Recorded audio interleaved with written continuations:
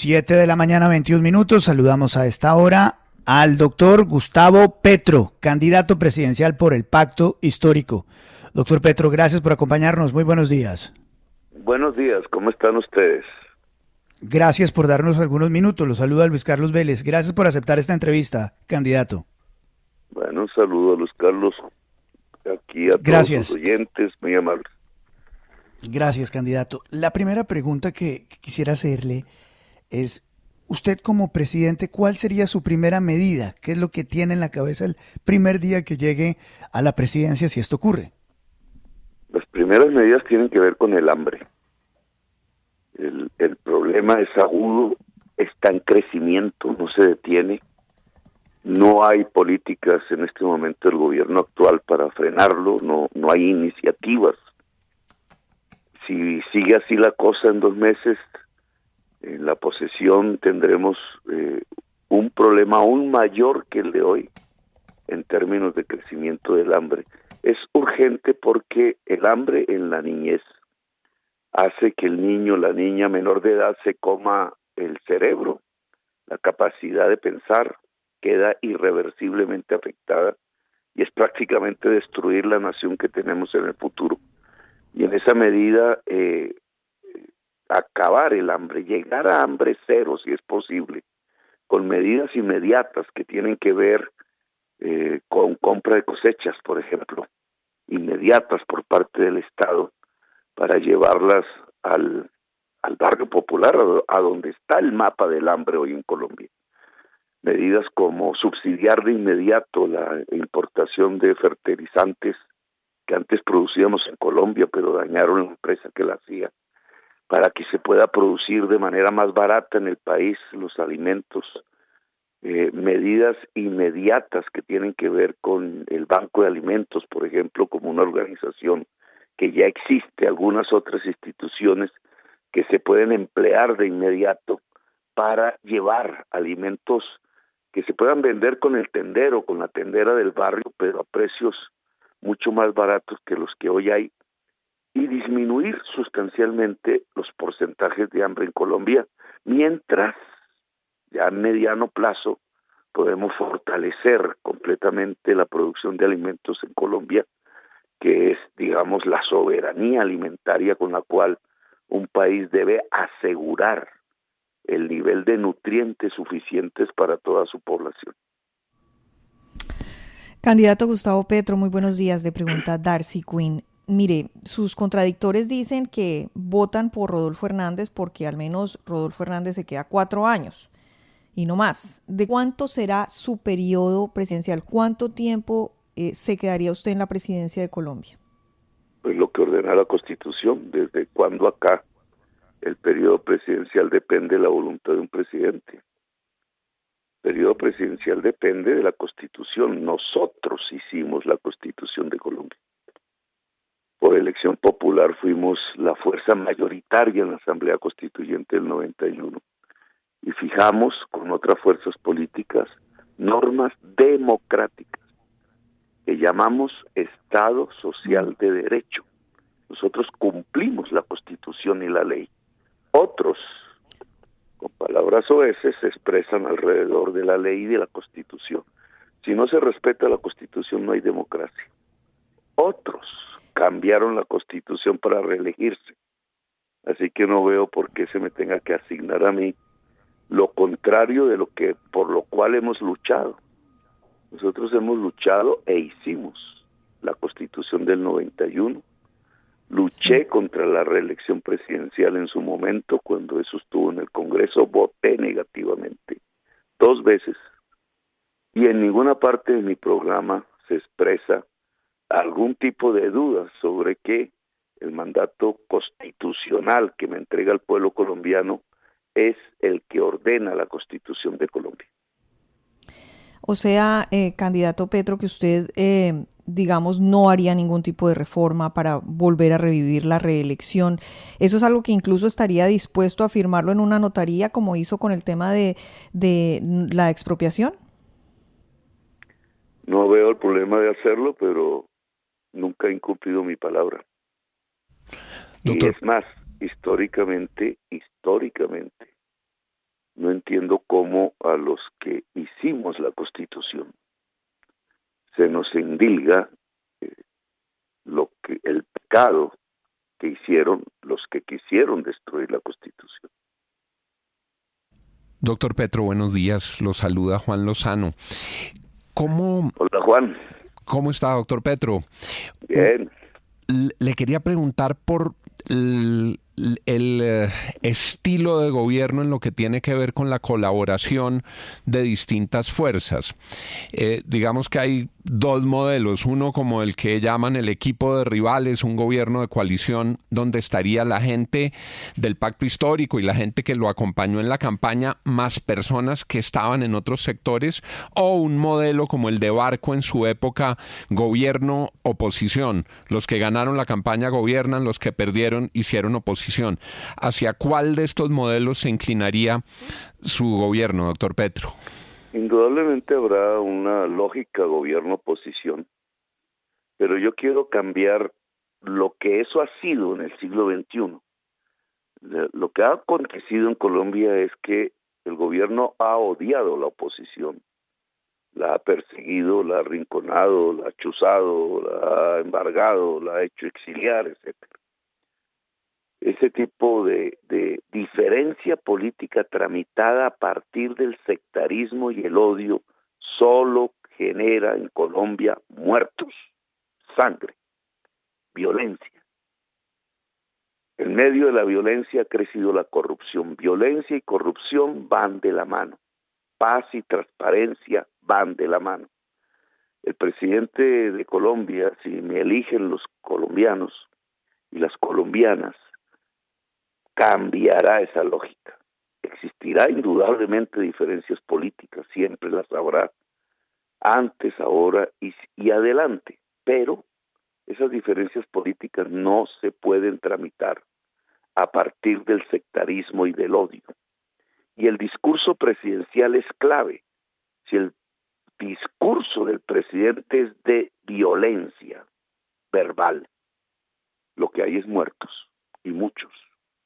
Si el discurso del presidente congrega, trata de buscar consensos, busca una y otra vez, así se le tilde de débil, la concertación en temas diferentes, se puede construir paz.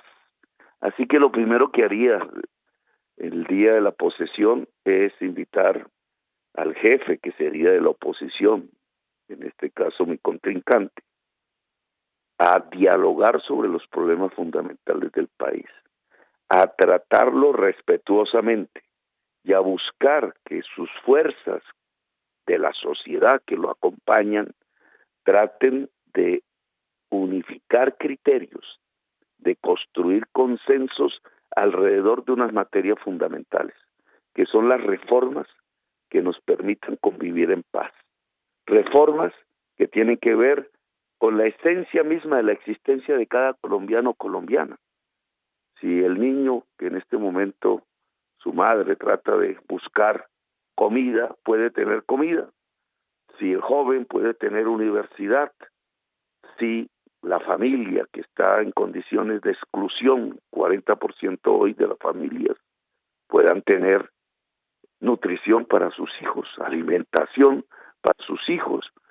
Si el viejo puede tener una pensión, el viejo que hoy en una cuantía de 3 millones de viejos y viejas sabias andan por las calles sin saber si va a tener un plato de sopa caliente que tomar. Si esos hechos los podemos lograr de común, lo que se construye en Colombia es una verdadera paz, como decían antes, durable y sostenible. Candidato, con los buenos días, le saluda William Calderón. ¿Qué piensa cuando el candidato Rodolfo Hernández le responde en redes sociales que ojalá no tuviera que tomar una decisión como la que él tuvo que tomar de no pagar el secuestro de su hija y que por esa razón se la asesinó el ELN? Hola, William.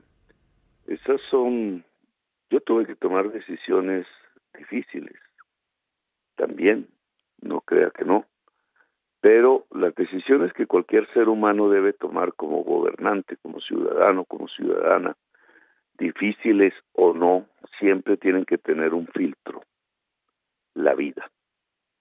La vida es el filtro fundamental de cualquier decisión de cualquier ser humano en Colombia, en el mundo, en la humanidad. Eso que ha pasado allí, digamos, que conocemos, nunca debió haber pasado. Lo que debió haber pasado era la paz.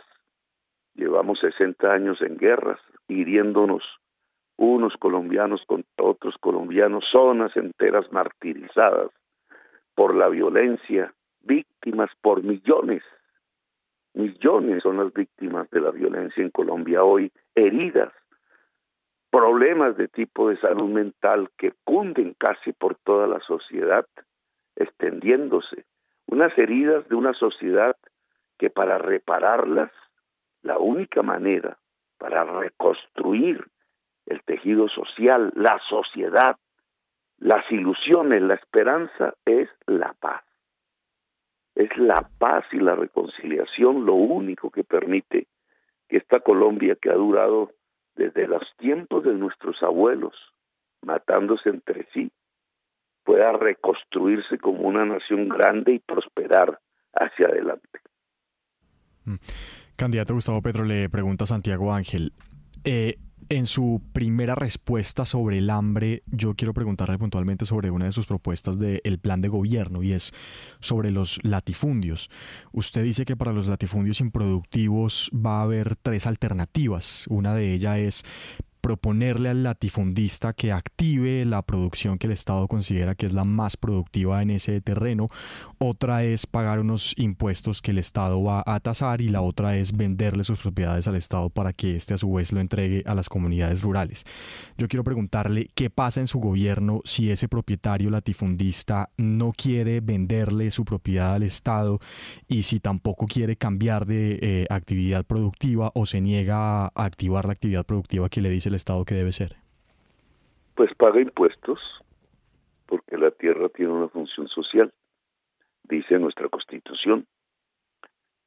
Entonces, simplemente se paga impuestos como se hace en Estados Unidos, como se hace en Francia, como se hace en Europa, como se hace en el Japón, como se hace en Corea. Si hay tierra fértil concentrada por una persona que no la deja hacer producir por alguna razón X, yo creo que no hay muchos de esas personas en el mundo, pero si eso existe, pues la persona lo que hace es pagar impuestos. Sí. El latifundio para la claridad de los oyentes, porque en esto se ha hecho mucha contracampaña. Hay un mapa del latifundio en Colombia. El latifundio no está en todo el país. ¿El latifundio qué es? Una gran propiedad de miles de hectáreas de tierra fértil, no de tierra en los páramos, ni en tierra en el desierto, ni en tierra en las montañas, sino de tierra fértil en manos de una persona. Ese es el latifundio. Es una herencia que viene del feudalismo español que nos quedó aquí en Colombia.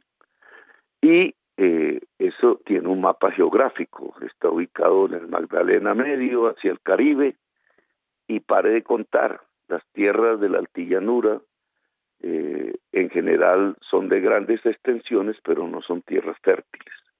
Entonces, en esas regiones del Caribe y del Magdalena Medio, fundamentalmente, lo que intentamos es que la tierra se llene de cultivos de alimentos, de cultivos en general, para que haya más trabajo, para que haya más riqueza en Colombia y para que nos podamos industrializar como país. Ese es el objetivo económico. Si hay más trabajo y hay más alimentos, pues hay más riqueza en toda la sociedad. Así es simple.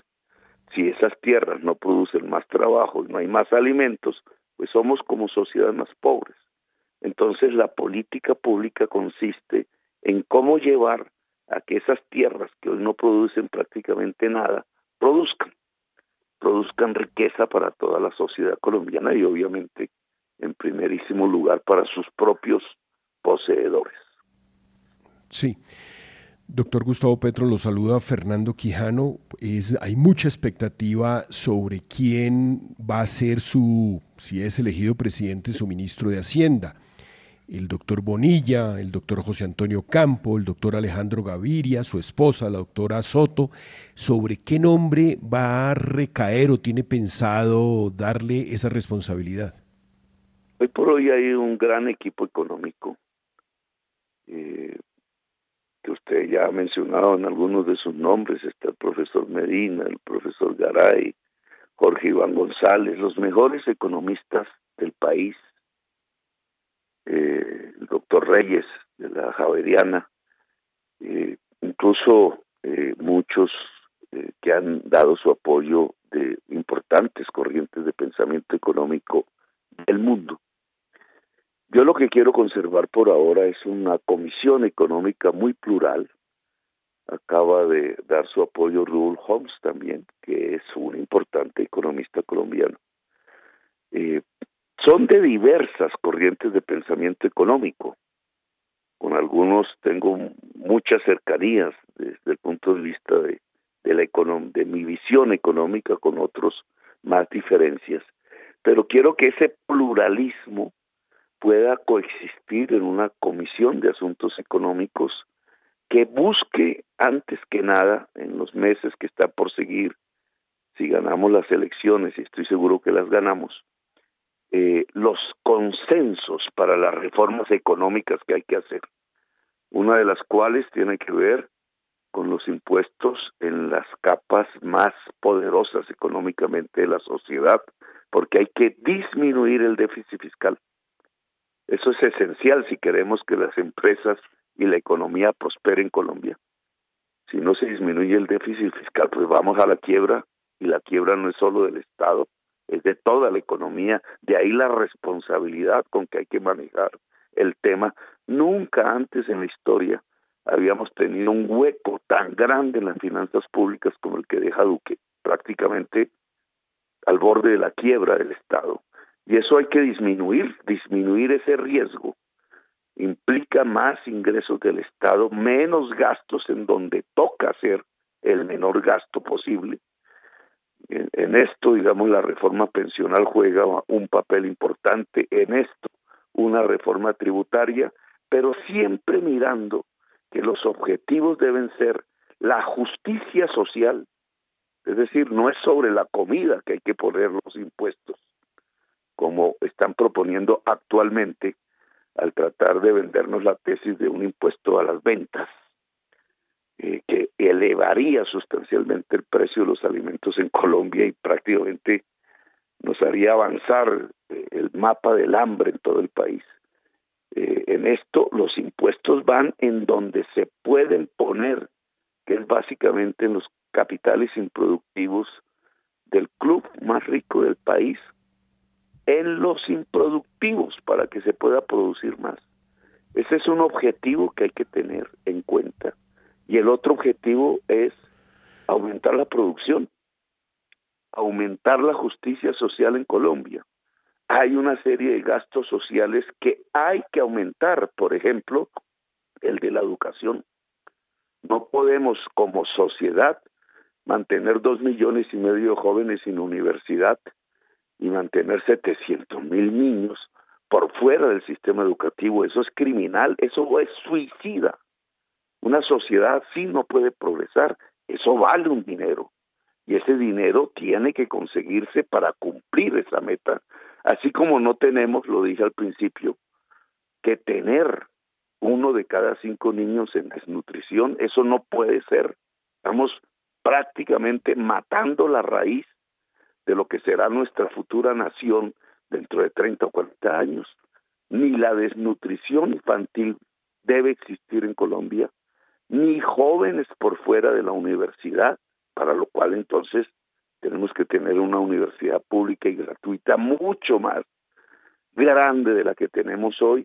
Ni pueden existir viejos en las calles sin una pensión, sin una manera de sostenerse. Esos objetivos sociales valen un dinero. Algunos se pueden hacer redistribuyendo lo que ya tenemos, como en pensiones, como en salud. otros necesitan nuevos ingresos.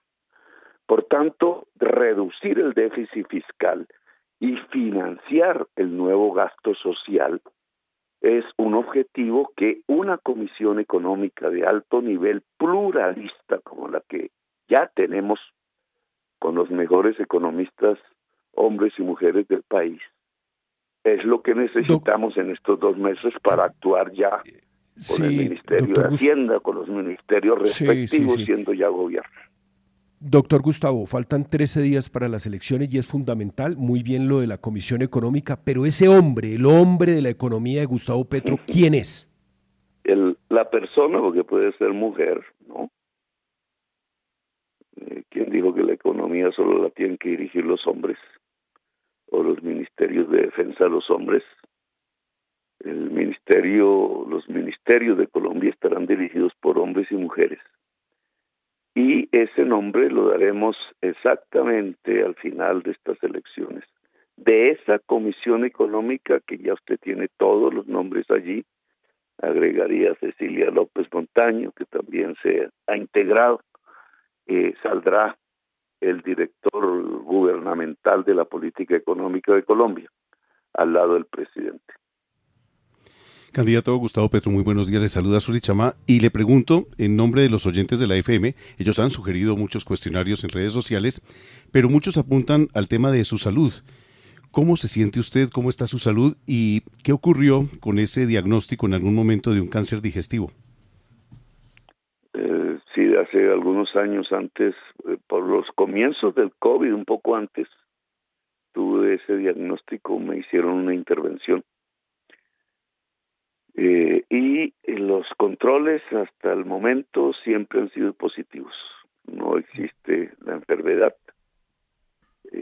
Hay, digamos, algún malestar de tipo gástrico, pero absolutamente controlable.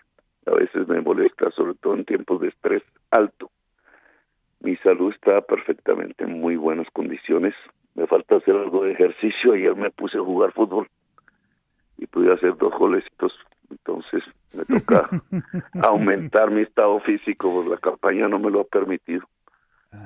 No sabíamos que jugaba fútbol, doctor Petro. Bueno, pues me gusta más correr, la verdad sea dicha, sí. Pero ¿y de qué juega? Ahí estuve delantero, entonces metí mis 2 goles. Está bien. Uno de penalti. Está bien. Dije, donde escache este tiro, la prensa me va a levantar. Sintió la presión de la prensa, está bien. Es que sentí la presión. Venga, ya que estamos hablando de prensa, doctor Petro, ¿usted va a cerrar medios de comunicación? Pero ¿de dónde salen esas preguntas? Esa la tengo yo. Bueno, hermano, yo fui alcalde, ¿sabe, no? Sí. ¿Lo entrevisté cuando era alcalde? Cuando cerré algún medio de comunicación en la alcaldía. O cuando expropié a alguien en la alcaldía, que son las preguntas que siempre me dicen. ¿Y usted tiene algún, digamos, a mí me gustaría, porque estamos en público, si alguna persona de Bogotá fue expropiada, pues que lo diga. En mi mandato, ¿no? En mis 4 años de alcaldía. Después sí expropiaron a un pocotón con las obras públicas, pero la práctica, por ejemplo, de cuando se hace una obra pública que pasa por encima de las casas, por ejemplo en el caso del cable de Ciudad Bolívar, que es una obra que le puse todo el corazón, usted no ve ahí nadie que haya sido expropiado. Las personas que tenían sus casas allí donde iba a quedar algún tipo de pilón o eso, negociaron con el gobierno en las mejores condiciones, y yo quise, esa fue mi decisión, que tuvieran un plus, un mayor valor que el valor comercial, porque mi tesis fue que si se hacía una obra pública en donde una persona tuviera que salir de su terruño, de su hogar, lo hiciera para vivir mejor, no para vivir peor. Por eso ustedes nunca han podido, en todos estos meses y años incluso que llevan hablando del mismo tema, mostrar una sola persona que diga, oiga, Petro me expropió, habiendo normas jurídicas que lo permitían, o le permiten, ¿no? Otros alcaldes sí lo hicieron. otros alcaldes que lo hicieron están en la otra campaña, yo no. Yo no uso ese mecanismo porque la función de un gobernante es mejorar la vida de sus ciudadanos y ciudadanas, independientemente de por quién hayan votado, de cuál sea su posición política. Candidato Gustavo Petro. En relación a la prensa, discúlpame, voy a porque me fui por el otro lado, pero la prensa en mi alcaldía, por ejemplo, que también puedes verlo como digamos una vitrina para saber cómo será si soy presidente. Nosotros lo que hicimos fue repartir el presupuesto que se dedica a campañas publicitarias y eso, como en 3 grandes componentes.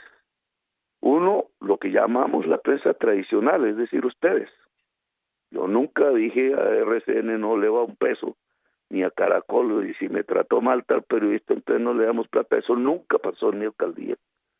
Siempre se entregó, pues, en términos de campañas de vacunación, cosas de esas que es un dinero público, se financió sin ningún tipo de sectarismo los medios de comunicación tradicional. También fortalecimos el canal público, pues en ese momento solo había un canal, que lo pusimos fue al servicio de la cultura. Tuvo un momento muy estelar de irradiación de cultura. Toda obra cultural que llegaba a Bogotá de alta calidad era transmitido por el canal para que cualquier ciudadano en cualquier lugar pudiera verla. Y el tercero fue lo que llamamos los medios alternativos. Muchísimas redes, todas estas cosas que han aparecido de páginas, que pues son también medios de comunicación social. Entre más medios de comunicación social existan, entre más diálogo social se puede implementar al interior de la sociedad colombiana, más paz podemos construir. Paz y comunicación, paz y diálogo son sinónimos.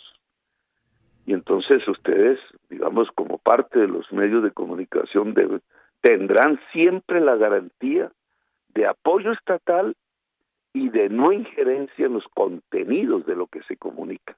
El Estado no debe incidir en los contenidos de la comunicación. Bueno, candidato Gustavo Petro, usted en la campaña del 2018 habló de una constituyente. En esta campaña ya cambió de opinión. Quisiera saber por qué lo hizo y si puede volver a cambiar de opinión en el eventual caso de que sea presidente.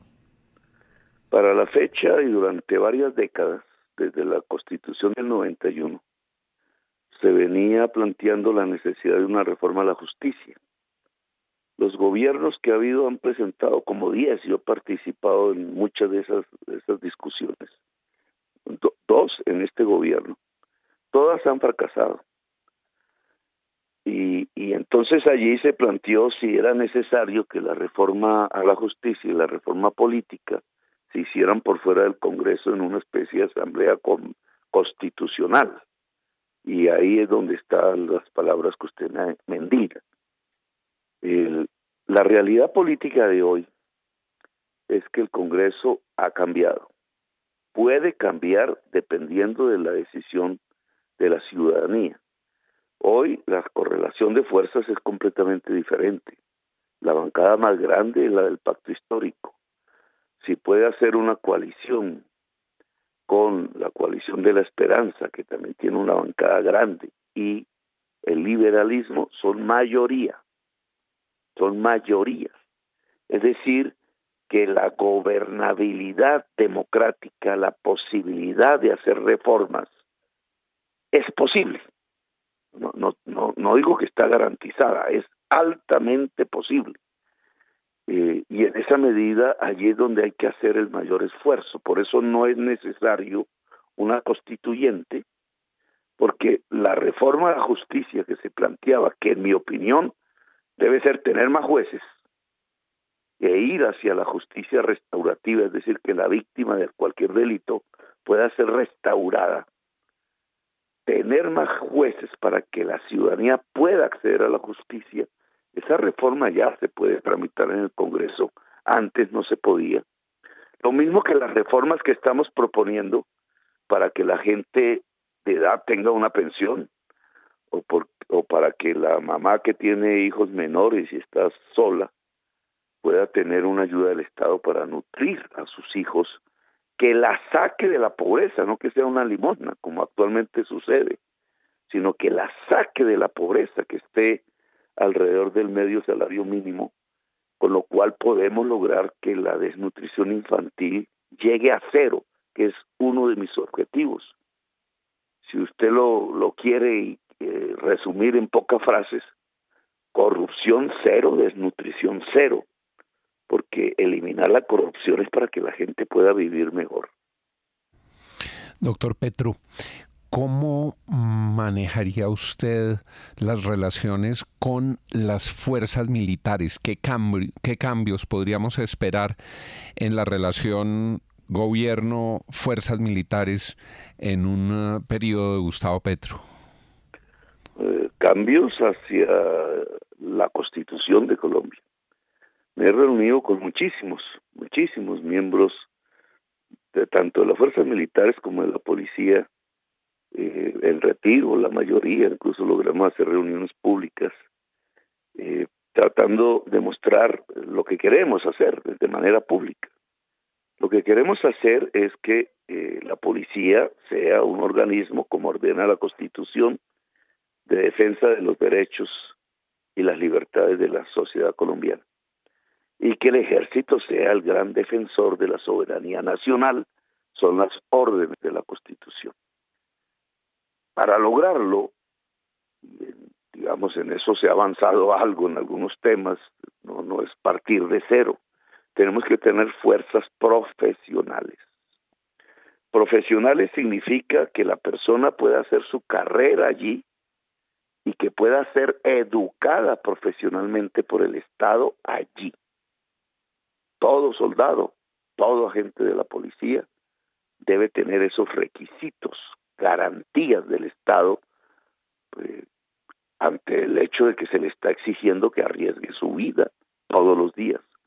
El sistema pensional, que allá se llama de asignación de retiro, no será tocado. No estoy de acuerdo con lo que dice mi contradictor en campaña, que hay que disminuir las asignaciones de retiro o aumentar las edades de pensión, porque estamos hablando con personas que trabajan arriesgando todos los días su vida. Esa propuesta no va. Yo voy a respetar las asignaciones de retiro e incluso ver si podemos construir un banco de la defensa para darles más sostenibilidad financiera. Quiero eliminar la barrera, el muro invisible que separa suboficiales de oficiales. En mi opinión, un sargento podría y debería, si quiere, si es su voluntad y tiene los méritos, poder seguir la carrera militar hasta ser general. Y en mi opinión, lo he dicho públicamente, el sistema de ascensos a generales debe ser estrictamente por el mérito y no por la palanca política. El mérito debe ser el eje de ascenso en la carrera militar o en la carrera policial. Ese es un tema bien sensible, doctor Petro, y valdría la pena ahondar allí.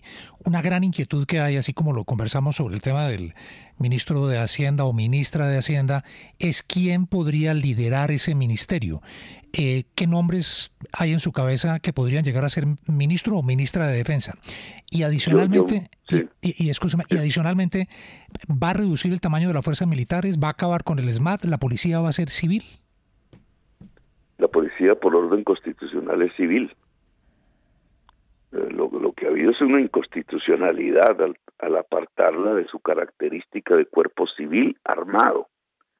La Constitución ordena desde hace décadas, desde que apareció la Constitución del 91, que la policía es un cuerpo civil, no es un cuerpo militar.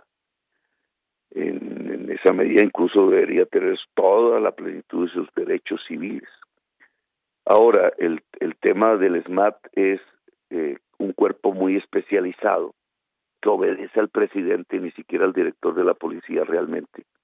y que los presidentes últimamente, por una nefasta política de seguridad que ha girado alrededor de construir enemigos internos dentro de la sociedad y que los ha llevado a violaciones gravísimas de derechos humanos, como los 6.402 jóvenes asesinados en el gobierno de Uribe, política hecha por civiles, no por militares. Desde el Palacio Presidencial se ha hecho ese tipo de política que ha matado tanta gente en Colombia.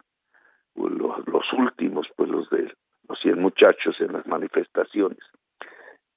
Eso, digamos, ha implicado que han usado el SMAT, en el caso de los últimos hechos, como cuerpo de primera instancia para resolver los conflictos sociales que siempre habrá. En mi gobierno los habrá, pero yo no usaría jamás el SMAT como cuerpo de primera instancia. La primera instancia en un conflicto social siempre es el diálogo social, no es el SMAT. Los dictadores pueden usar el SMAT como primera instancia, entonces cada vez que alguien protesta, tiene algo que decir, le mandan el gas lacrimógeno a los ojos. Pero lo que sucede en un régimen democrático es que el presidente invita al protestante a hablar, a dialogar. Y así es como se solucionan en las civilizaciones los problemas de una sociedad, hablando, dialogando. El SMAT solo debió ser de última instancia. Ahora, esa práctica de los presidentes de usar el SMAT como el único instrumento ante la protesta en lugar del diálogo, gobiernos autoritarios, dictatoriales, esos sí son dictadores, pues ha transformado el SMAT, lo ha dañado, le ha quitado la mentalidad democrática y eso hay que transformarlo. La policía tiene que recuperar su fin constitucional de defender derechos y libertades. Eso es lo que reza la Constitución del 91. Y es ahí donde va el propósito de la reforma a la policía que proponemos. Para ello, y vuelvo al principio que decía en una pregunta anterior, pues hay que librarla de corrupción. Corrupción y violencia son sinónimos. Transparencia y paz son sinónimos. Queremos acabar la corrupción, hay que acabar la violencia. Queremos acabar la violencia, hay que acabar la corrupción. ¿Y quién sería su ministro de Defensa, doctor Petro? ¿Ministro o ministra? Oh, ministra, sí. Bueno, ahí te dejo esa indicación. Sutil. Puede ser ministra. Puede ser ministra. Doctor Petro, solo para aclaración, usted no acabaría el SMAT, simplemente no lo utilizaría como fuerza de primera respuesta. Tiene que rehacerse completamente. El SMAT ya se lo tiraron. Se lo tiraron, digamos, ya lo dañaron, y no por culpa de sus propios miembros, fueron llevados a esa circunstancia durante todos estos años de ser el brazo armado del presidente. Y la policía no puede ser el brazo armado del presidente, no puede ser una policía política. La policía de la ciudadanía y controlable por la ciudadanía, no el brazo armado del presidente. Eso son dictaduras, yo quiero es construir una democracia. Doctor Gustavo, volvámonos un poco al tema de las pensiones que ha sido tan espinoso en Colombia. Hay unos 25 millones de cotizantes, 18 millones en los fondos privados y casi 7 en Colpensiones. Ese gran dilema que se desató con separar un poco el stock de las pensiones y los flujos pensionales. ¿Cuáles son sus pilares fundamentales de la reforma pensional que tiene en mente? El actual sistema no es sostenible. ¿Cuál es el objetivo de un sistema pensional en cualquier parte del mundo? Pagarle pensión a quienes llegan a la edad de pensión. Es 100% a todos los que llegan a edad de pensión, pensionarlos. Ese es el objetivo. Para eso se hace. No tiene otro. Pueden haber consecuencias complementarias, pero el objetivo central es que toda persona trabajadora, hombre o mujer, que llegue a los requisitos que la ley le dice, en cada país son diferentes, se pueda pensionar. En Colombia eso no es posible. La inmensa mayoría de los colombianos y las colombianas no se puede pensionar. El sistema no está permitiendo eso. Desde hace tiempo, desde su origen. Cuando teníamos el que heredamos de los alemanes, que era el Instituto de Seguros Sociales, tenía que ser financiado por tres partes: los trabajadores, los empresarios y el Estado.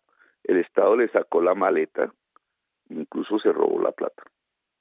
Y fracasó ese sistema. Y después que tenemos vigente, que es el de la Ley 100, pues también se han robado la plata en obras de corrupción.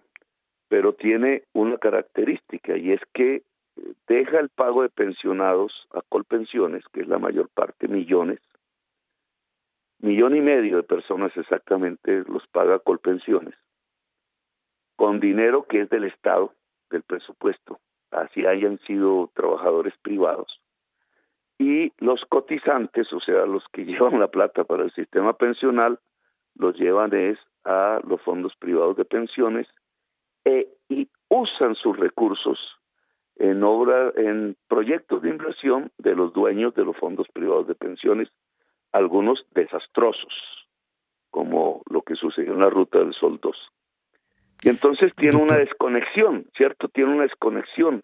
El Estado paga pensionados y las cotizaciones van para negocios particulares. Yo lo que propongo es volverlos complementarios, que es lo que se llama el modelo de pilares. Eso lo propuso Holanda hace mucho tiempo, lo construyó en su propio país con mucho éxito, y el Banco Mundial lo muestra como un modelo a seguir, como un buen modelo a seguir. Volverlos complementarios y no compitan. Eso significa que de la cotización actual, una parte vaya a Colpensiones y otro al fondo privado. Eso de ir una parte a Colpensiones le da ya todos los derechos de pensión que Colpensiones otorga.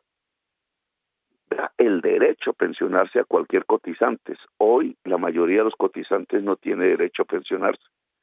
Si llegan a la edad, le devuelven el ahorro, le dicen que no le alcanzó, que no hay para pensión, y no se lo devuelven todo de una vez, sino por mensualidades que equivalen como a un 22% último salario. Con lo cual la persona, en realidad, la mayoría de las personas entran en esa pobreza, al hambre. Cuando se acaba ese ahorro ya no hay nada, se acabó, y si él sigue viviendo, pues terminó en la calle, o al cuidado de sus hijos, y sus hijos son responsables. Entonces yo quiero un sistema pensional que vuelva al principio fundamental, el que cualquier persona que llegue a su edad, de acuerdo a la ley, hombre o mujer, tenga una pensión de acuerdo a lo que trabajó. Y eso lo podemos garantizar si volvemos los dos sistemas que hoy coexisten en Colombia, el de Colpensiones y el de los fondos privados, complementarios. Complementarios es que de la cotización una parte vaya a Colpensiones y otra parte, si se quiere, al fondo privado, y se garantiza el derecho de la pensión, porque inmediatamente el presupuesto nacional tendría una parte de su dinero que hoy va a Colpensiones liberada, no porque no se pague a los actuales pensionados, ojo, que esa es parte de la contracampaña que me hicieron, que entonces yo le iba a quitar la pensión a los pensionados, nunca, sino porque la parte de la cotización que va a Colpensiones empieza a pagar esas pensiones. Entonces, al liberar una parte del gasto público, ese gasto público va a los viejos y las viejas que hoy no tienen pensión, que son 3 millones, medio salario mínimo al mes, los saca automáticamente de la pobreza y equivale a un gasto de 18 billones de pesos anuales que hoy sí tenemos cómo hacer. Es decir, lograríamos el objetivo, que el 100% de las personas que hayan llegado a edad de pensionarse tengan o pensión, de acuerdo a la ley, o media pensión del presupuesto nacional. Doctor Gustavo, antes de que se nos vaya el tema de las pensiones, usted hace una afirmación fuerte. Obviamente dice que el Seguro Social se lo robaron en su momento y dice que la Ley 100 también se la robaron. ¿Quién se robó las pensiones? Las pensiones se han perdido, las pensiones entran a un juego de casino. porque el que determina, voy a ponerle un ejemplo, la empresa de energía de Bogotá, que yo dirigí, yo logré duplicar el valor de la empresa de energía de Bogotá en mi mandato. Allí había un socio, o hay un socio minoritario, que es un fondo privado de pensiones. Esa plata con que compraron esas acciones para ser parte de la empresa, pues es de los cotizantes. Pero los cotizantes no son los que ponen el miembro en la junta directiva del Banco de la República, sino es el dueño del fondo privado, es decir, el que usa la plata de los otros, de los cotizantes. Esa persona que llega allí a la junta, ¿con qué lógica llega?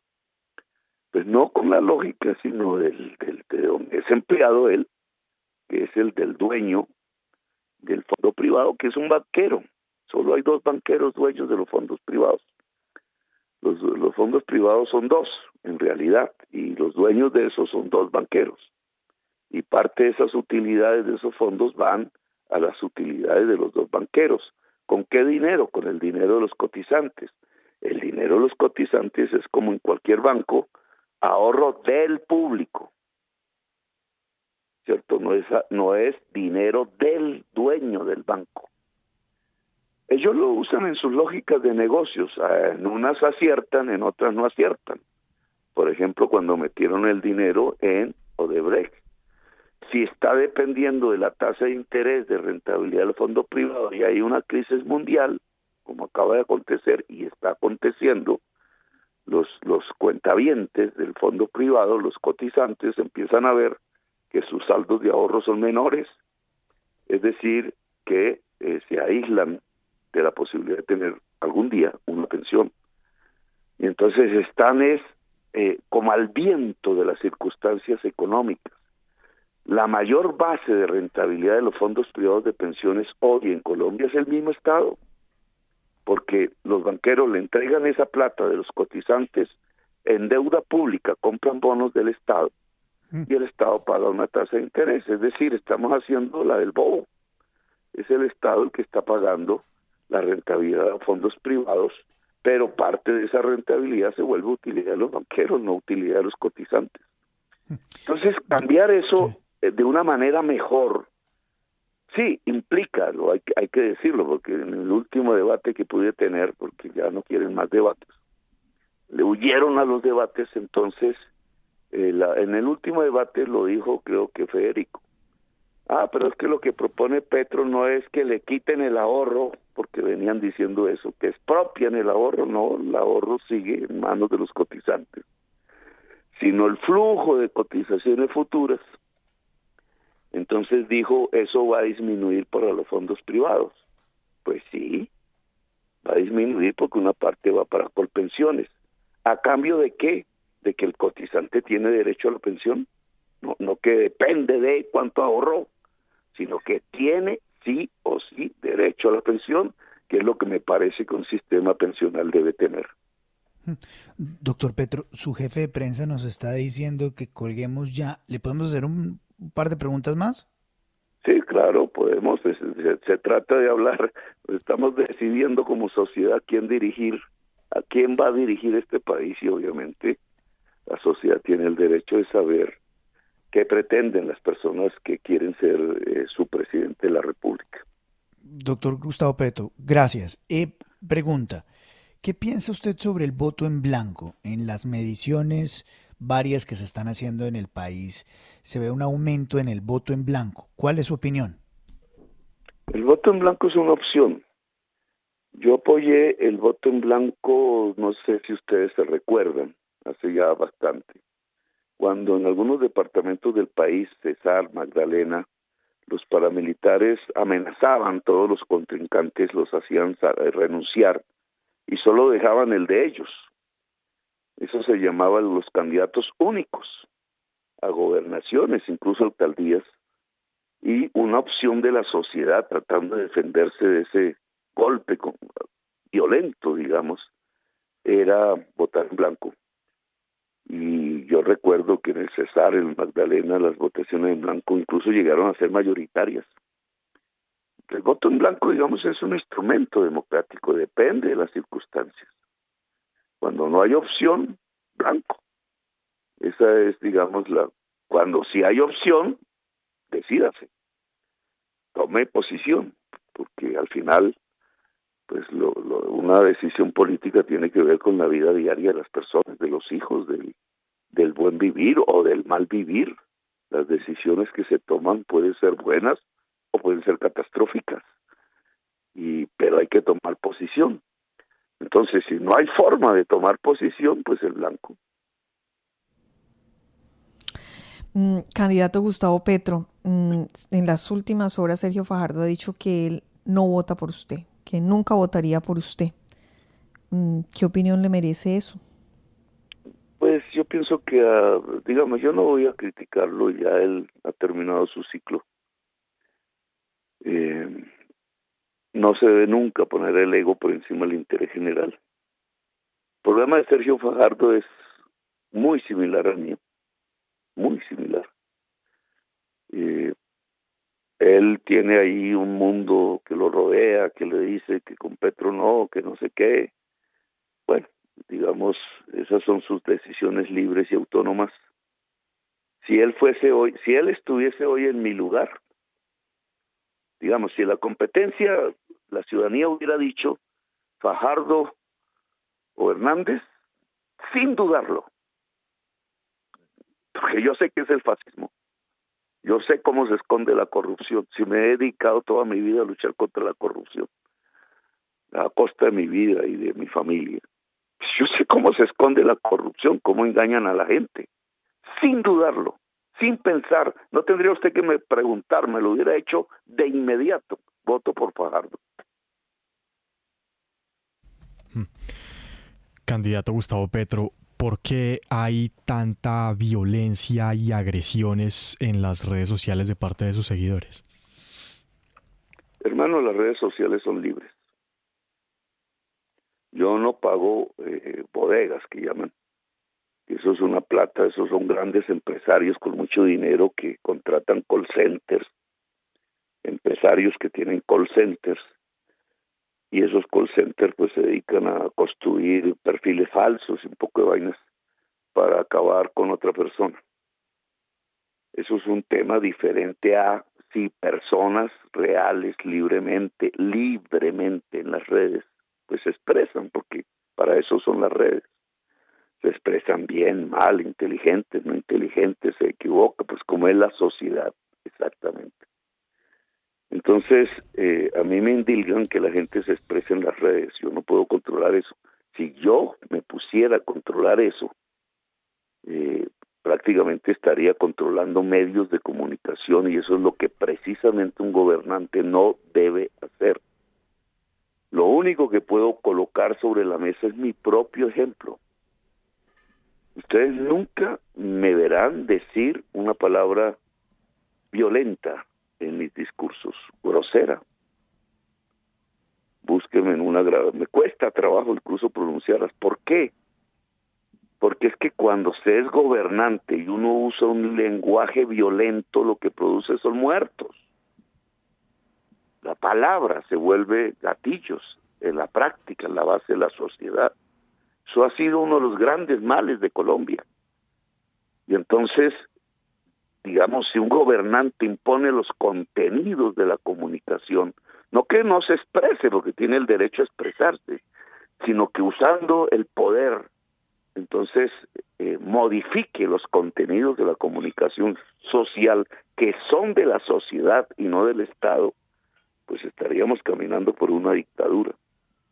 Las redes en sí mismas son pugnaces, son violentas. A mí, la verdad, no me gustan mucho. Cojan ustedes mis trinos, indudablemente me he equivocado en varios, he caído en engaños en varios, como la mayoría. Pero mi conducta al interior, mi conducta personal al interior de la emisión de mis conceptos, de mis ideas, en las redes sociales, así como en las entrevistas con ustedes, es la del respeto, es la del argumento, es la de intentar expresarme con la razón. La red se llena de emociones, el país se llena de emociones. Antaño, en nuestra época de los abuelos, esas emociones eran manipuladas para que se mataran los unos a los otros, para que se engañara al pueblo. A los esclavos le decían que era mejor vivir de esclavos, porque si vivían libres se iban a morir de hambre. Imagínense, esta era la propaganda de esa época. Es igual a la propaganda de ahora, digamos así, pero sí. La emoción puede llevar incluso a que un esclavo pelee a favor de la esclavitud. Así lo hicieron en el siglo XIX. Le pusieron escopetas a los esclavos para que mataran a los que luchaban por la libertad de los esclavos. Pues ahora la emoción debe ir acompañada de la razón para que una sociedad pueda progresar, para que no se autodestruya en sus propias pasiones, en sus propias, digamos, incluso ignorancias, porque estos gobiernos no han permitido que la gente se pueda educar. La razón y las emociones hay que tramitarlas de tal manera que nos lleven a un mejor vivir. Y mi conducta en las redes, y termino ahí esa pregunta, siempre será razones. Cuando desato emociones, que las desato, por eso lleno las plazas públicas, por eso el estadio ayer en Cali pues gritaba unánimemente a favor de Francia. Esas son emociones, pero esas emociones siempre tienen que tener razones de ser, no sin razones. Una sociedad que tenga sin razón y solo se quede con emociones, la terminan llevando al matadero, como pasó en Alemania. ¿Usted le hace un pedido entonces a sus seguidores y a los influenciadores que comparten su punto de vista y que lo defienden en redes a que hagan más uso de la razón? De la razón, sí, obviamente. Las redes deben tener más razón que emoción. El primer día de mi gobierno yo voy a invitar a Hernández al Palacio de Nariño como jefe de la oposición, que le reconoceré ese estatus porque la sociedad se lo ha dado, y lo invitaré a hablar sin una sola grosería. Lo invitaré a hablar de reformas, de las reformas que necesita Colombia, de si él puede mover las fuerzas que ha concitado alrededor de él, a los uribistas, etcétera, a hablar de cómo vamos a hacer la reforma pensional, de cómo vamos a hacer la reforma educativa. Le mostraré mis propuestas a fondo, mis equipos, podrá dialogar con ellos, podrá aportar, podrá decir en qué están en desacuerdo. Lo invitaré a construir un gran acuerdo nacional sobre las reformas fundamentales que Colombia necesita para convivir en paz y vivir mejor. Le mostraré los mecanismos de lucha contra la corrupción, concretos, no el discurso. La Comisión Internacional para luchar contra la impunidad en los grandes hechos de corrupción que ha acontecido en Colombia. El traslado de la Procuraduría a la Fiscalía para que la corrupción no sea investigada como una irregularidad administrativa, como ya hacen, sino como un delito, como lo que es, como un crimen, con las sanciones respectivas. Le mostraré cómo es que se hace para que un parlamentario no pueda intermediar los recursos públicos y se dedique a lo que la Constitución le ordena, que es hacer leyes y control político sobre el gobierno y no más. Buscaremos las formas con todas las fuerzas sociales, los alcaldes que no me apoyan, que son la mayoría hoy uribistas, pero que van a gobernar conmigo año y medio hacia adelante. Ninguno de ellos será perseguido por mí. Echarle la procuraduría para sacarlos, no señor. Construirán conmigo los temas fundamentales de cada municipio, independientemente de si están con las fuerzas que hoy me contradicen o están con las fuerzas que hoy me apoyan, porque se trata de construir un acuerdo nacional para hacer definitivamente la paz en Colombia. Para mí la paz se hace con la justicia social, es con la voz de los excluidos, es con una sociedad más justa, donde la gente pueda vivir mejor, o como dice Francia, pueda vivir sabroso. Son las 8 de la mañana, 21 minutos. Doctor Gustavo Petro, cumplimos entonces una hora de entrevista con usted, agradeciéndole por todo su tiempo, su disponibilidad en esta oportunidad de poder hablar con nosotros, responder Pero Luis Carlos, no, ¿sí? Darcy, no señora. nos podemos despedir sin hacerle una última pregunta al candidato Gustavo Petro. Sí, señora, a ver. ¿Dónde nació? ¿Usted dónde nació? Porque en las redes están que que no nació en Ciénaga de Oro, que nació en Zipaquirá. ¿Dónde nació? No, en Zipaquirá yo llegué a mis 10 añitos. Yo me crié en Bogotá, en realidad. De 0 a 10 años en Bogotá y nací en Ciénaga de Oro. Nació en Ciénaga de Oro, ahí está. Está el registro civil, me lo pusieron en Zipaquirá porque en ese entonces mi mamá tenía muchos problemas para poder obtener los papeles que se usaba, la partida de bautismo. Ese era el papel que más se usaba. Mi partida de bautismo estaba en Ciénaga de Oro. Entonces, en ese entonces, imagínese, 1963, 64, no había FAG, nada de eso. Llegar a Córdoba eran más o menos 50 horas en bus. Y ella actuó un tanto raramente y logró un registro civil en Zipaquirá y solucionó el problema de desplazamiento. Buena aclaración y le agradecemos mucho por su tiempo, doctor Gustavo Petro. Es usted muy amable. Bueno, por darnos unos gracias minutos. a todos ustedes, muy amables.